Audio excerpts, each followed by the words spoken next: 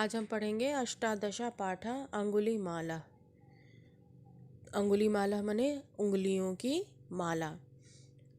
तो प्रारंभ करते हैं इस पाठ का अनुवाद हम लोग देखते हैं। प्राचीन काले कौशल देशे अंगुलीमाल नाम को अपि दस्यु वसति स्म। प्राचीन काल में या पुराने समय में कौशल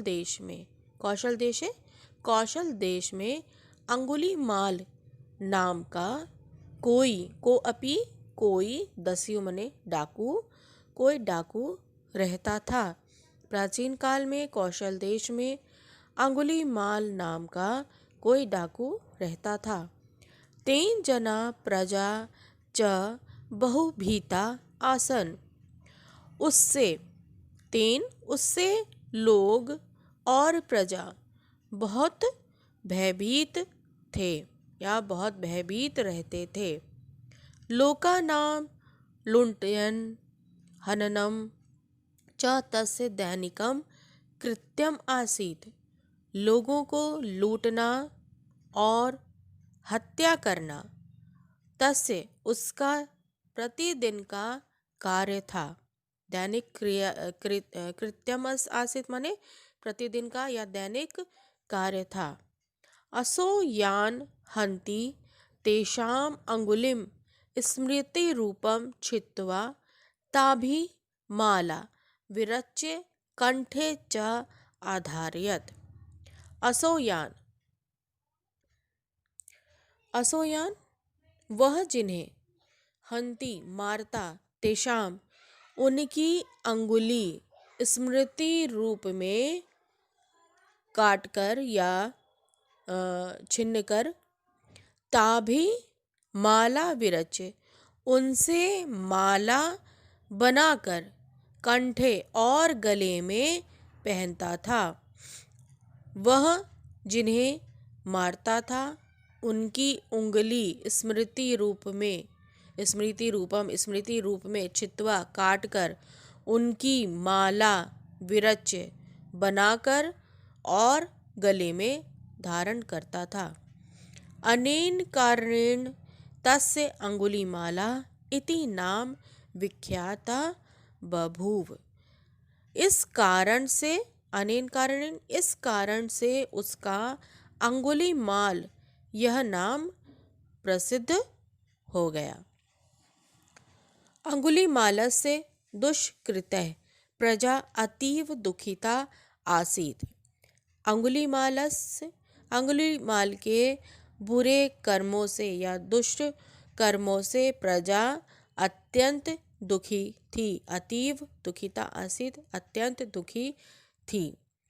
प्रजा प्रसेनजीतो अप्यस्य क्रूरकृत्येन भृशं कष्टं प्राप्नोत्।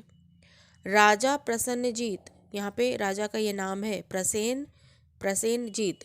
राजा प्रसेनजीत भी इसके बुरे कार्यों से या क्रूर कार्यों से अत्यंत कष्ट में थे या अत्यंत कष्ट प्राप्त करते थे।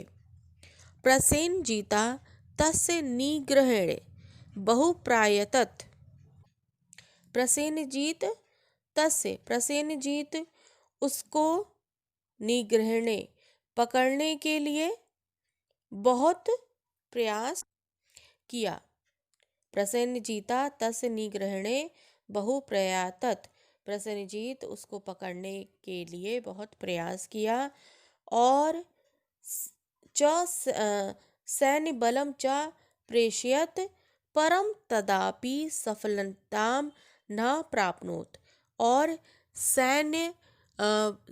सेना भी भेजी प्रेषयत और सेना भेजी परम तदापि परंतु फिर भी सफलता नहीं प्राप्त हुई। भगवता बुद्धस्य शिष्या प्रसेनजीता तद विषये बुद्धम न्यवेदयत्। भगवान बुद्ध का शिष्य प्रसेनजीत उस विषय में बुद्ध को निवेदन भेजा या निवेदन किया। बुद्धश्च तदानीम अंगुलीमालस्य समक्षम धर्मोपदेशम कर्तु गता। बुद्ध तब अंगुलीमाल के समक्ष धर्म का उपदेश देने के लिए गए। अंगुलीमाला बुद्धम अवलोके क्रूरतया हंतुम अधावत। अंगुलीमाल बुद्धम अवलोके, अंगुलीमाल बुद्ध को देखकर क्रूरता पूर्वक हंतुम मारने के लिए अधावत दौड़ा। बुद्धा स्व तपोबलेन ज्ञानम प्रकाशयत। बुद्ध अपने तपोबल से ज्ञान को प्रकाशित किए। अंगुलीमाला दूरादेव अभाष्यत तिष्ठ अत्रैव तिष्ठ करुणास्वर्णेन बुद्धोवाच अहम तिष्ठामि किंतु त्वं कदा स्थास्यसि।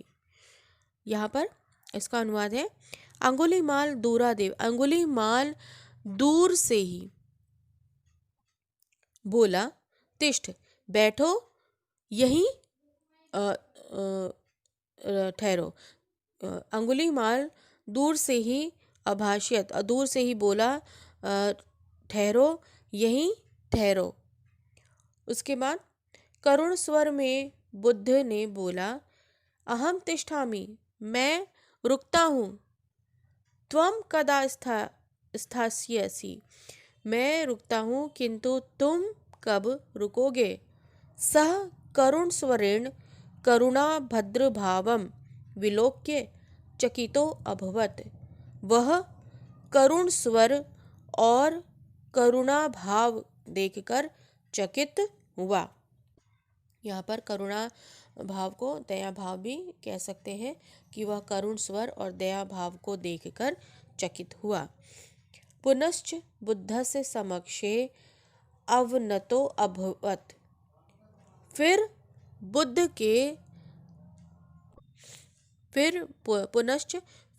के समक्ष अवनतो अभूता, फिर बुद्ध के समक्ष झुक गया। बुद्धस्तदा धर्मस्य परहितस्य प्रेम्ण करुणाश्च शिक्षां तस्मै अदाद। ठीक है, तब बुद्ध ने उसे